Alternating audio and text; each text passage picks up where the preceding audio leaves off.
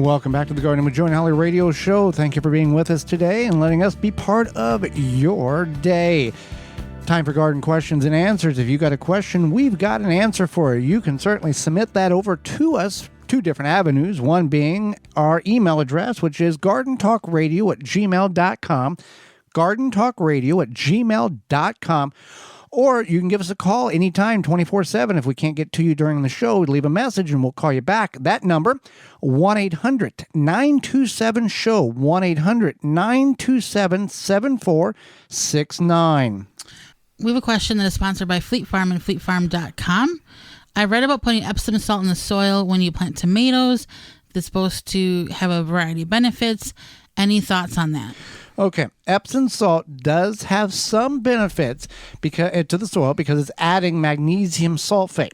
However, adding too much Epsom salt can disrupt and affect your pH level of your soil. So a general rule of thumb is if you want to apply some Epsom salt at the time of planting, yeah, you can throw a tablespoon in at the whole Epsom salt. You can use, you can dissolve 2 tablespoons of Epsom salt in 1 gallon of water and, water that once a month. If you're going to do that way, I would throw, a tablespoon or a handful in at the time of planting the tomatoes. It's not going to hurt anything. You can do it with your peppers. You can do it with any of them. But just 2 tablespoons of, at the time, 2 tablespoons dissolved in a gallon of water once a month would be fine. Well, normal amount of water, whatever your watering can is. Okay. Hopefully that answers the question. It is good, but too much is bad. Be careful how much you add. All right, Holly. I have a question about some things we canned a while ago. I read that water bath canned foods, pickles, jams, etc. are only good, say, for a couple of years. Then they should be discarded, even if the seals are still good. I'm reluctant to throw them out, food away, because it still appears to be safe. But probably I should throw it away out of caution. What do you think?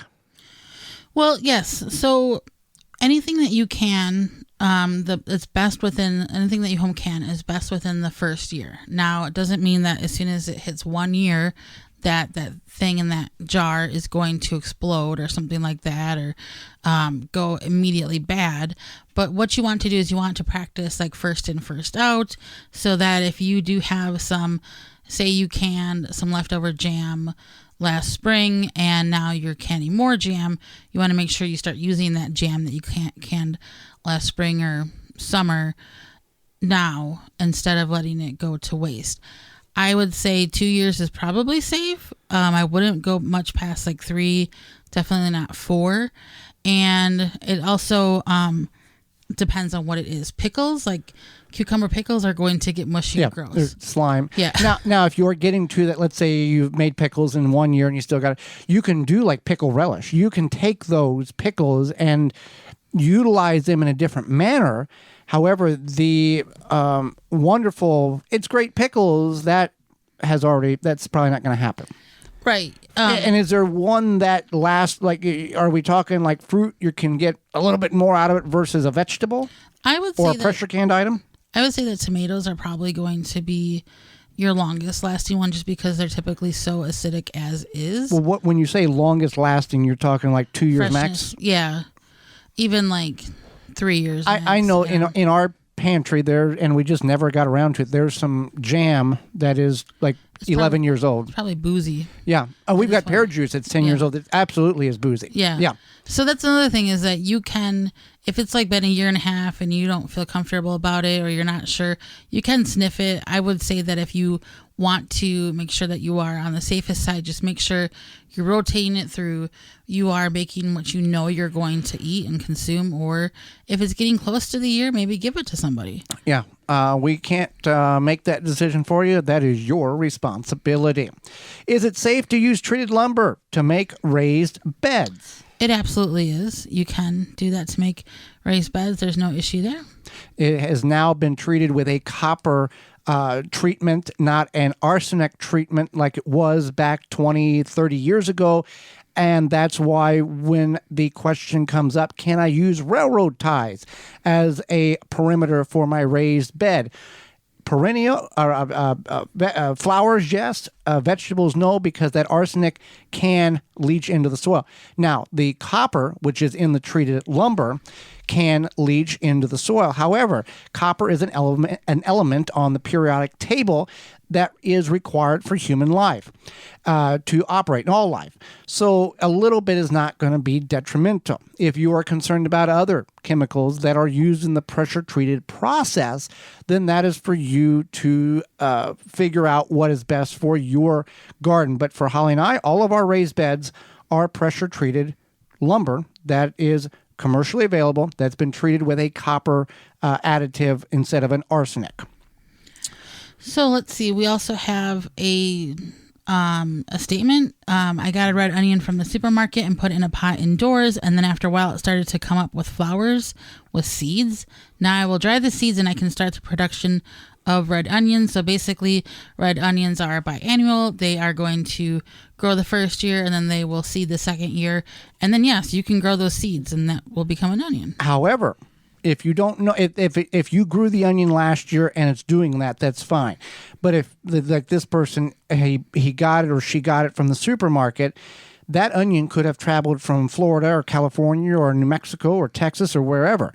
And if you do not know the origins of that onion, meaning the geographical area in which it was grown, because the United States is divided into 3 geographical areas: long day, northern portions; midday, central portions; and short day, southern portions of the United States. All onions development is determined by the sun duration on the plant.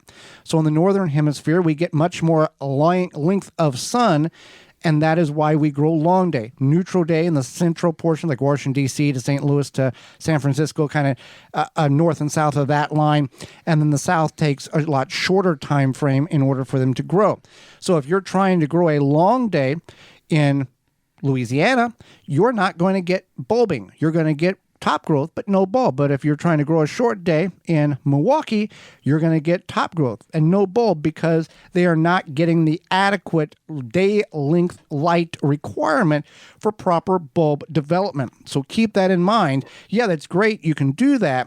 But if it's coming from a region in which you're living in, or if you've saved onions last year, they've gone to green, they started sprouting in the pantry, you plant them in the ground to get the seeds from them, then yes.